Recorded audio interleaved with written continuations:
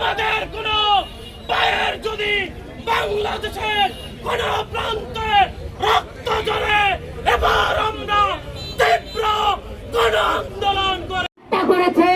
তাদেরকে বলতে চাই, এই হত্যাকারীকে দ্রুত গ্রেফতার করে আইনের আওতায় আনার জন্য আমরা আহ্বান জানাচ্ছি। এই হত্যাকারীকে বিভিন্ন ভাবে প্রত্যল দিবে, দলের মাধ্যমে বা পরিচয়ের মাধ্যমে আমরা তাদের বিরুদ্ধে রুখে দাঁড়াবো। আমরা আজকে প্রশাসনকে বলিয়ে দিতে চাই, আমাদের ভাইয়ের হত্যাকারীদের মধ্যে কেবলমাত্র 3 জনকে গ্রেফতার করা হয়েছে, বাকিদেরকে এখন পর্যন্ত গ্রেফতার করা হলো না কেন?